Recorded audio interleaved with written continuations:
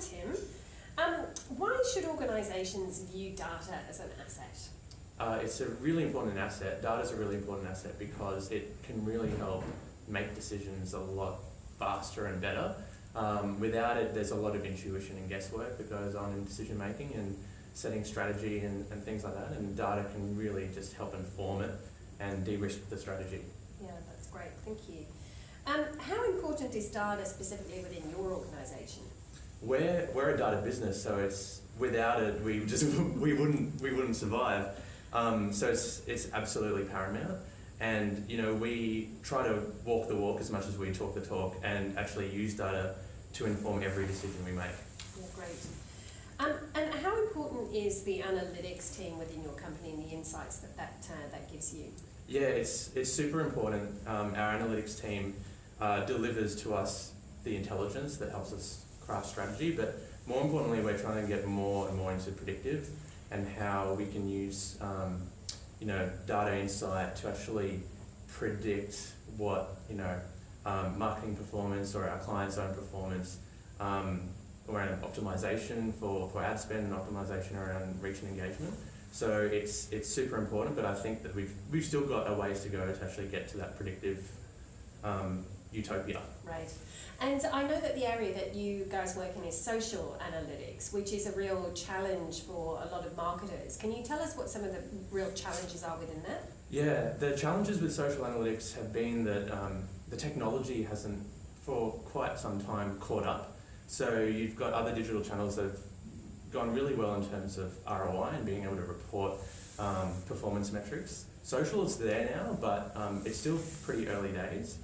So I think that's been a hurdle, is that we've been a little bit kind of going around in the dark with regards to kind of social ROI and being able to get the kind of rigor with data analytics from a social perspective versus digital marketing. Yep. But yeah, just in the last few years, especially looking at the industry leaders like Facebook and Twitter, they've really driven this kind of full funnel tracking capability to every advertiser, not just the big advertisers, the Fortune 500s, but even down to small businesses. Yeah, right. And what do you see as the future of analytics?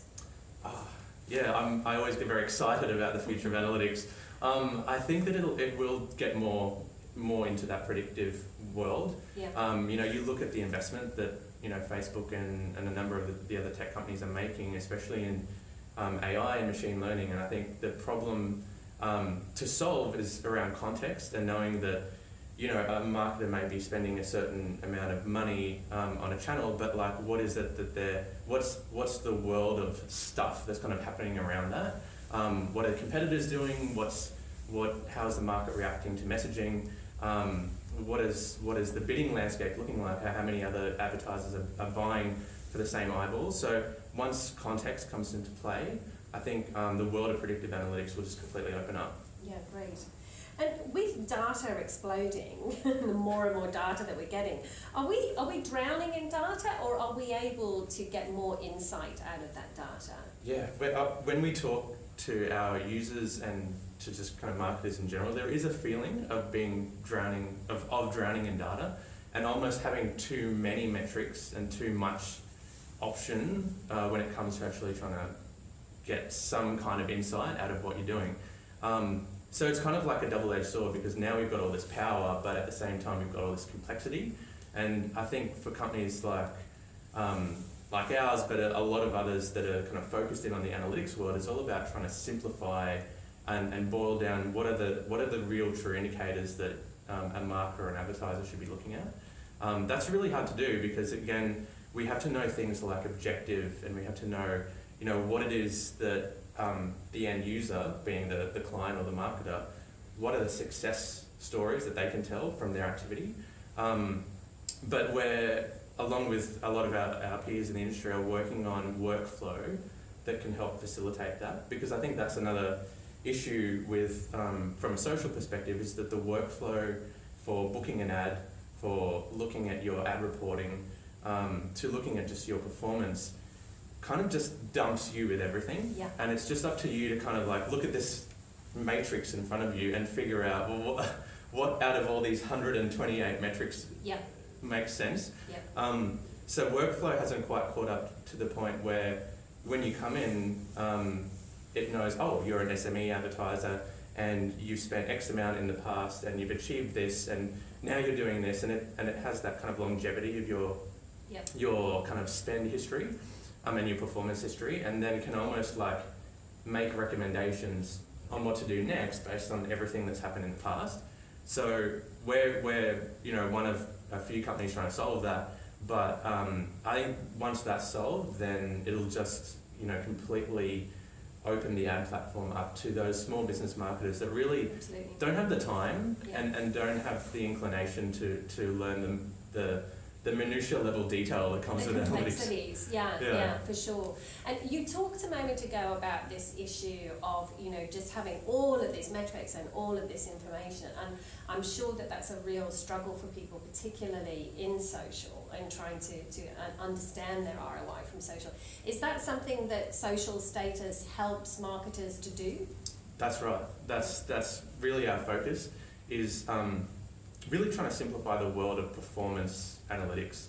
Talking to a lot of our users, they say what they like and don't like about measurement platforms. What they like is the focus of, this is what I'm trying to find out, and here's the answer, or here's the kind of solution.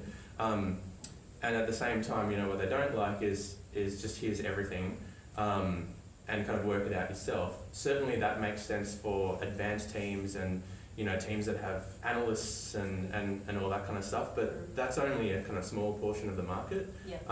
For the mass market that don't have that, they really need to be kind of guided a little bit more, especially because all of this stuff's pretty new, and I think that's the thing, is like we feel like we've lived with social for a long time, but actually the way that we can reach people with very compelling messaging and the ability to kind of track that spend has only really evolved in the last few years. So, for a small business or a mid-sized business for that matter, coming into this new world, that it's quite alien. I don't know whether that answers your question though.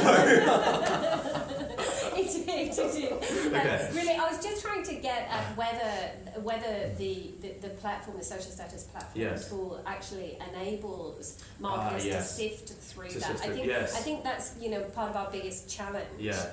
And that's a bit of nirvana for us as marketers. It is. We're on that journey. We haven't yet cracked the nut all the way through the kind of funnel.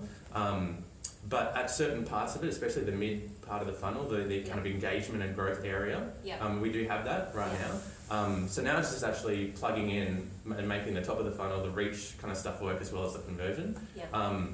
We can do those kinds of things manually, but we're determined to kind of build it into the platform so it's completely self-serve. Yeah, great. So it's on the way. It's on the way. On the way, yes. one day. That's lovely. On the way. Watch this space. Thank you very much for taking the time to Thank you, join us Miranda. today. Cool. Thanks.